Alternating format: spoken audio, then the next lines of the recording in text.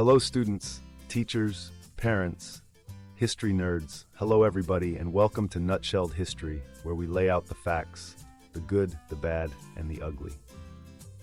We continue with our Modern World History series by looking at the Age of Napoleon.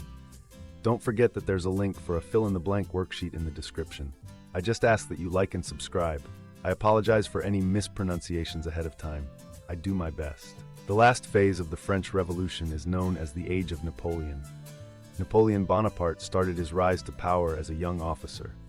By 1804, he had become Emperor of France. At each step on his rise, Napoleon held a plebiscite. People voted to approve his actions, but Napoleon always kept absolute power. Napoleon made the central government stronger. All classes of people supported his economic and social reforms. One of his most lasting reforms was the Napoleonic Code.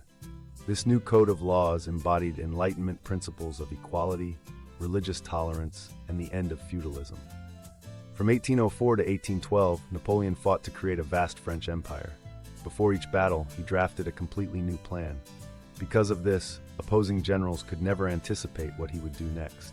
He rarely lost. Napoleon annexed or added to his empire most European nations except Russia and Britain. He tried to wage economic warfare against Britain through the continental system. This system closed European ports to British goods. Many Europeans did not like this blockade, and the continental system failed. In Spain, patriots waged guerrilla warfare or hit-and-run raids against the French. In 1812, Napoleon invaded Russia. The Russians burned crops and villages. This scorched earth policy left the French without food or shelter. The French retreated from Moscow through the Russian winter. Only about 20,000 of 600,000 soldiers made it back to France alive. The Russian disaster destroyed Napoleon's reputation for success. In 1815, British and Prussian forces crushed the French at the Battle of Waterloo. Napoleon was forced to abdicate. After Waterloo, European leaders met at the Congress of Vienna.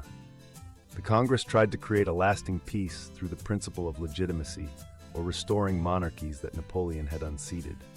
They also set up the Concert of Europe to try to solve conflicts. Alright, it's time for a little recap. Napoleon, the master of surprise with a knack for winning, started as a young officer and ended up Emperor of France.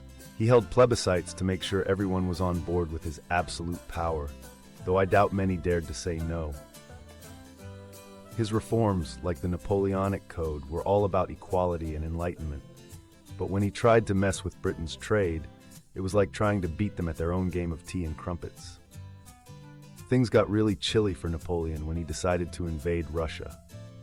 The Russians weren't too keen on house guests, so they burnt everything in sight, leaving Napoleon and his troops hungry and cold.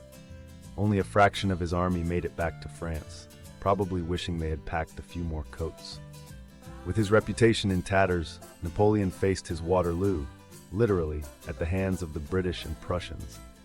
Forced to abdicate, he left the stage for the Congress of Vienna, where European leaders tried to undo all the chaos he caused by restoring the monarchies he kicked out.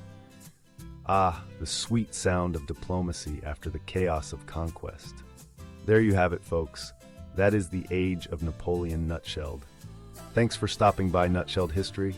Don't forget to conquer those like and subscribe buttons for me. What was Napoleon's biggest mistake? Let us know what you think it is in the comments down below.